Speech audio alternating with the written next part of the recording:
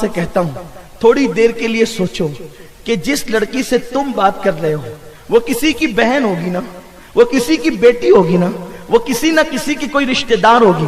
اگر تمہاری بہن سے کوئی اس طرح بات کرے تو تمہیں کیسا لگے گا؟ اللہ کے رسول صلی اللہ علیہ وآلہ وسلم نے فرمایا کہ جب تک تم کامل مومن اس وقت تک نہیں ہو سکتے جب تک تم جو چیز اپنے لیے پسند کرتے ہو وہ اپنے مومن بھائی کے لیے پسند نہ کرو. تو آپ اپنی بہن کی آبرو کو لٹانا پسند کرتے ہیں؟ جب نہیں پسند کرتے تو آپ دوسرے کی آبرو لوٹنا کیوں پسند کرتے ہیں؟ اور پھر ایک لڑکی جس سے آپ بات کر رہے ہو, جس کو پارک میں لے جا رہے ہو, جس کو تحفے دے رہے ہو, جس کے ساتھ افیئر کر رہے ہو, کوئی گارنٹی ہے کہ اس کی شادی آپ کے ساتھ ہو جائے گی؟ پہل کوشش ہوتی ہے کہ شادی ہو جائے, لیکن جب شادی نہیں ہوتی ہے تو پھر اس کے بعد کیا پلان ہوتے ہیں؟ چلو بھاگ جائیں گے. اب آپ مجھے بتائیں, میں اس پہ تفسیرہ ضرور کروں گا بغیر کسی خوف کے. اگر ایک نوجوان لڑکا ایک لڑکی کے ساتھ بھاگ جاتا ہے, جذبات جوان ہے, آج آپ بھاگنا چاہتے ہیں بھاگ جائیں گے, کون روکے گا آپ کو؟ ماں باپ مجبور ہے, بوڑھے ہیں بیچارے. سماج حال یہ ہے کہ لوگ کہتے ہیں کہ بھئی کسی کے معاملے میں مت پڑو, جو جیسا کر رہے اس کو ویسا کرنے دو. اہل علم کا حال یہ ہے کہ حق بولنے کی ہمت کم رہ گئی لوگوں کے اندر, اس لیے کہ ہر آدمی خطرہ مول نہیں لینا چاہتا. حق بولیں گے تو لوگ گالیاں دیں گے, حق بولیں گے تو لوگ پتہ نہیں کیا کریں گے. ایسے وقت میں جبکہ نفسا نفسی کا عالم ہے, بیٹیاں لڑکوں کے ساتھ بھاگنا چاہتی ہے, ٹھیک ہے تم بھاگ جاؤ گے, کتنے دن تک تمہارے جذبات رہیں گے؟ مہینہ, 2 مہینہ, 5 مہینہ, 6 مہینہ, پھر تم لوٹ کر کے آؤ گے. چلو نکاح ہو گیا, سب ہو گیا, کورٹ میرج ہو گیا, یہ ہو گیا, وہ ہو گیا. لیکن اللہ جب آپ کو اولاد دے گا, نکاح کیوں کیا ہے؟ بانج رہنے کے لیے کیا ہے. شادی کیوں کی ہے؟ بکروں کی طرح گھومنے کے لیے کی ہے. کس لیے شادی کی ہے؟ باپ بنو گے نا, وہ ماں بنے گی نا. آپ مجھے بتائیں, آپ نے جذبات میں ایک غلط فیصلہ کیا ہے, ایک لڑکی کو بھگانے کا اور اس کے ساتھ بھاگنے کا, لیکن جب یہی لڑکی ماں بن جائے گی اور آج سے 20 سال کے بعد اگر آپ کا بیٹا یا بیٹی جوان ہوں گے اور جب اس کو رشتہ آئے گا, سب سے پہلا مسئلہ یہ ہوگا کہ کسی شریف گھرانے سے اس کو رشتہ نہیں آئے گا. ایسی ایرے گہرے نتو خیروں کے یہاں سے رشتہ آئے گا, اور آپ جب اس کے ساتھ رشتہ کرنا چاہیں گے تو لوگ کہیں گے اس کی ماں نے تو بھاگ کر شادی کی تھی, اس کے باپ نے تو بھگا کر کے نکاح کیا تھا.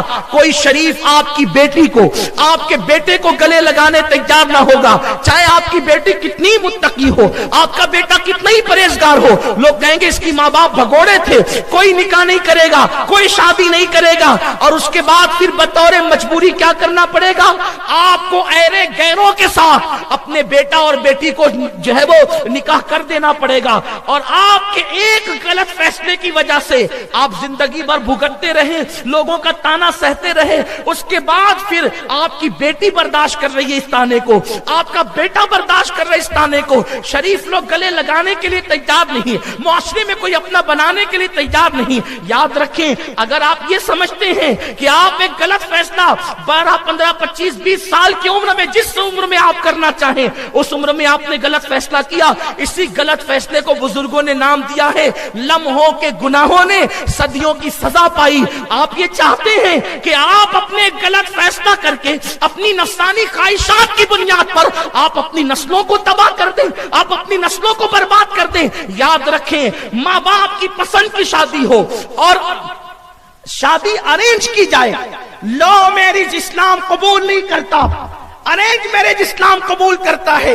اور ارینج میرج جو ہوتا ہے اس کی برکتیں بہت ہے, اس لیے کہ جب ڈھونڈ کر کے ماں باپ ڈھونڈتے ہیں, بہن جاتی ہے, بھائی جاتے ہیں, بھابیاں جاتی ہے, ان سارے معاشرے کا, پورے علاقے کا, پورے خاندان کا تجربہ ایک ساتھ جمع ہوتا ہے جب کسی کا سلیکشن ہوتا ہے. کہاں تمہاری 18 سال کا تجربہ, اور بلکہ تمہاری 18 سال کی عمر, اور کہاں تمہارے ماں باپ کا 18 سال کا تجربہ. آپ مجھے بتائے جو تجربہ زیادہ ہے وہ زیادہ صحیح فیصلہ کرے گا یا آپ زیادہ صحیح فیصلہ کرو گے؟ اور ایک بات یہ ہے یار، جو تمہارے ساتھ بھاگ کر جا رہی ہے اگر شریف ہوتی تو بھاگ کر کیوں جاتی؟ ایک غیر شریف لڑکی کو آپ بھگا کر لے کر کے جا رہے ہیں، ایک وقت تو ضرور ایسا آئے گا۔ ہم نے یہ دیکھا ہے، اپنے بزرگوں سے سنا، کتابوں میں پڑھا کہ جو لڑکیاں بھاگ کر نکاح کرتی ہے وہ کبھی شوہر کی نظر میں معتمد نہیں بن پاتی، اس لیے شوہر کو ہمیشہ کھٹکا لگا رہتا ہے، یہ جیسے مجھ سے رابطہ کی تھی کسی سے کر تو نہیں رہی ہے، جیسے مجھ سے یہ پھنسی تھی ویسے کسی کو پھنسا تو نہیں رہی ہے۔ یہ سارے معاملات اور خطرات ہوتے ہیں۔ اللہ اکبر، وہ کبھی شوہر کی نظر میں اعتماد نہیں پاتی اور کبھی کبھی طلاق کی نوبت آ جاتی ہے۔ اس لیے میں قوم کی بیٹیوں سے بھی اپیل کرتا ہوں اور قوم کے نوجوانوں سے بھی اپیل کرتا ہوں، خدا کے لیے بھاگنے کا تصور چھوڑ دو، محبت کی شادیاں چھوڑ دو، لو میرج چھوڑ دو، یہ تمہارے لیے نقصان دہ ہے۔ اپنے نبی کی سنت پہ عمل کرو۔ میں پورا واقعہ تو نہیں بتا سکتا مختصر وقت میں، ایک جملے میں بات کہنا چاہتا ہوں۔ جب خدیجہ کی سہیلی جناب نفیسہ نے میرے رسول سے کہا تھا کہ اے محمد کیا تم خدیجہ سے شادی کرو گے، تو میرے آقا جو مختار کل ہیں، جس کی شان ہے اللہ اکبر، نگاہیں اٹھتی ہے تو قبلہ بدل جاتا ہے، سراقہ کے لیے سونا حلال ہو جاتا ہے، عبد الرحمن کے لیے ریشم حلال ہو جاتا ہے۔ وہ رسول خدا نے جس کو جنت کے اختیار دے رکھے ہیں، اپنے خزانوں کی کنجیاں دے رکھی ہے، جب نفیسہ نکاح کے معاملے میں میرے رسول سے کہتی ہے کیا تم خدیجہ سے شادی کرو گے، تو آقا کریم کا تاریخی جملہ تھا، شریفوں کے رشتے راستوں میں طے نہیں ہوتے، جا کر کے میرے بڑوں سے بات کرو، وہ جو کہیں گے وہی میری مرضی ہوگی۔ جو رسول سب سے بڑے ہیں وہ قانون دے رہے ہیں، اس سے مراد میرے چچاؤں سے بات کرو، میرے گھر والوں سے بات کرو۔ اور پھر نفیسہ حضرت جناب ابو طالب کے پاس گئی اور بات ہوئی، انہوں نے ہاں کہا تو سب نے ہاں کر دیا۔ اس سے پتا چلا حضور نے قانون دیا، حضور کو اختیار نہیں تھا معاذ اللہ۔ جو رسول مختار کل ہوں، اور ابو طالب سے زیادہ تجربات میرے نبی کے تھے، کیوں؟ ابو طالب کے تجربات 70 سال کے تھے اور میرے نبی کے تجربات کروڑوں سال کے تھے، کیوں؟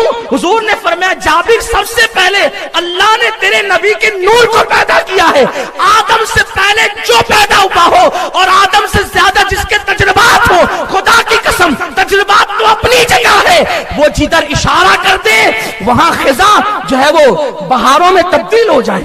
انہیں کیا ضرورت ہے، انہیں کیا غرض خزاں سے اور بہار سے، وہ نگاہ کر دیتے ہیں۔ تو فیض جلیل خلیل سے پوچھو، آگ میں باغ لگاتے یہ ہیں، جب وہ آگ میں باغ لگا سکتے ہیں تو کیا وہ زندگی کی خزاں میں بہاریں نہیں عطا کر سکتے انہیں؟ لیکن وہ قانون دینا چاہتے تھے، فرمایا شریفوں کے رشتے راستوں میں طے نہیں ہوتے۔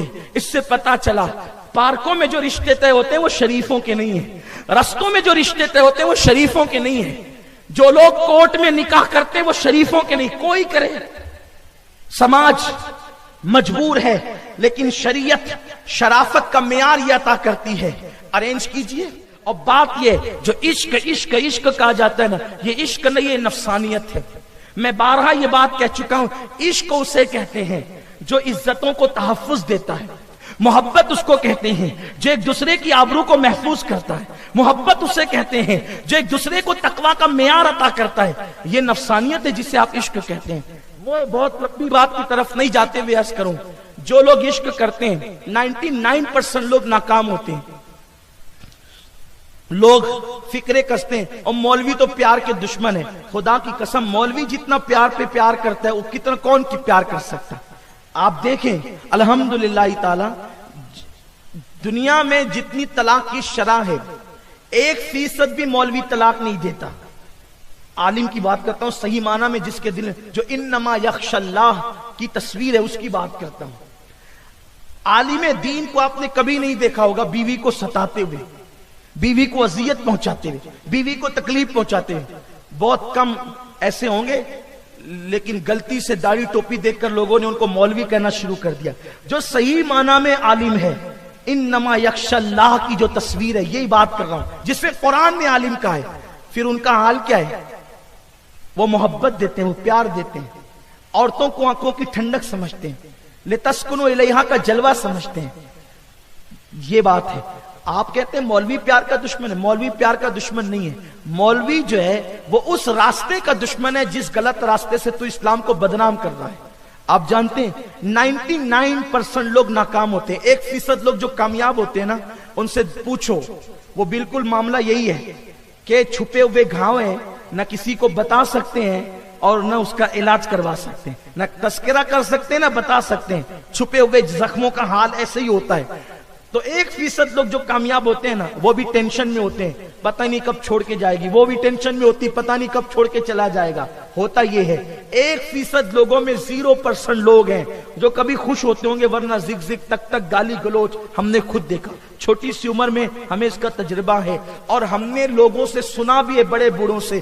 ایک بہت بڑے مفکر نے کہا ہے، شادی سے پہلے جو محبت پیدا ہوگی وہ شیطانی ہوگی، اور شادی کے بعد جو محبت پیدا ہوگی وہ رحمانی ہوگی۔ شیطانی محبت کتنے دن تک رہ سکتی ہے، لیکن رحمانی محبت، ارے جب ہمارے بزرگوں کا حال یہ تھا، ایک مرتبہ رشتہ طے ہو گیا، دیکھ لیا لڑکے نے لڑکی کو، لڑکی نے لڑکے کو، ایک ایک نظر دیکھ لیا، پھر بعد میں اس رستے بھی جانے ڈرتے تھے، اگر ابا اس رستے سے دیکھ لیں گے، میں تو جا رہا ہوں چائے لانے کے لیے، لیکن سوچیں گے کہیں یہ اس طرف تو نہیں آئے گا سسرال کی طرف، تو ڈرتے تھے، اس طرف کا راستہ چھوڑ دیتے تھے۔ نوجوانوں میں اتنا ادب تھا، اتنا خوف تھا، بیٹیاں اگر راستے سے جا رہی ہے منگیتر کو دیکھتی تو چھپ جاتی، کہیں وہ مجھے دیکھ نہ لے۔ آج کتنی بے حیائی ہے، منگنی کے بعد باضابطہ سیریلوں کے طرز پر انگوٹھیاں پہنائی جاتی ہے، بازو میں کھڑے ہو کر کے فوٹو نکالے جاتے ہیں، باضابطہ طور پر جو ہے وہ پیکج دیے جاتے ہیں، ایک دوسروں کو سمجھ لو، اور سمجھ کیا لو، ساری بہاریں لوٹ لیتے ہیں، پھر کہتے ہیں ہمیں سمجھ میں نہیں آیا، بیچاری منگیتر، نقصان تو لڑکی کا ہوتا ہے۔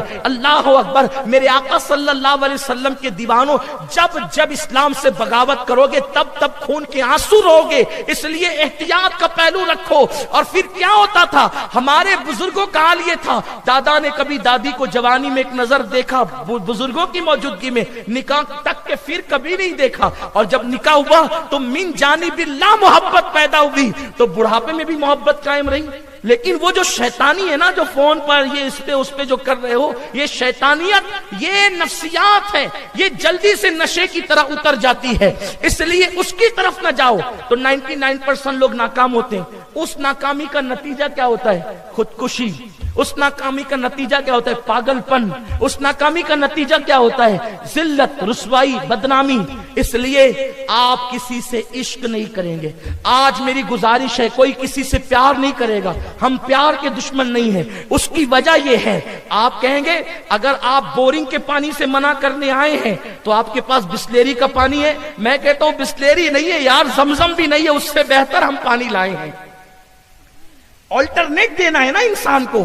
آپ کو کسی محبوب سے دل نہیں لگانا تو آپ کہیں گے پھر قدرت نے دل تو دیا ہے نا، پھر ہم یہ دل کس سے لگائیں؟ میں کہتا ہوں اس سے لگا جس سے قبلہ دل لگاتا ہے، اس سے لگا جس کے لیے حتیم باہیں کھول جاتا ہے، اس سے لگا جس کے سجدے کو محراب کعبہ جھکتی ہے، اس سے لگا جسے خدا آسمانوں سے تکتا ہے، وہ خدا جو ہم سمت سے جہت سے پاک ہے، وہ خدا کہتے ہیں قد نرا تقلب وجہک فی السماء، اے محبوب تیرے چہرے کو بار بار آسمان کی طرف اٹھانا ہم دیکھ رہے ہیں، گویا کہ اس کا چہرہ ایسا من بھاتا، من موہنا، دل ربا ہے کہ قدرت بھی اس چہرے بددعا کو تکتی ہے۔ تو آؤ سارے محبوبوں کو پیروں تلے کچل کر اس محبوب سے دل لگائیں جو آمینہ کا لال ہے، جو عبداللہ کا لخت جگر ہے۔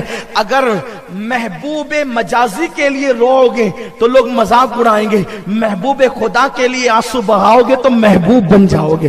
نہ حبیب سے محب کا کہیں ایسا پیار دیکھا، وہ بنے خدا کا پیارا، تمہیں جس پہ پیار آئے۔ حضور کا کیا پیار ہے؟ تو حضور سے پیار کرو، حضور سے عشق کرو۔ 99% لوگ ناکام ہوتے ہیں۔ اب میں ایک داستان چھیڑنے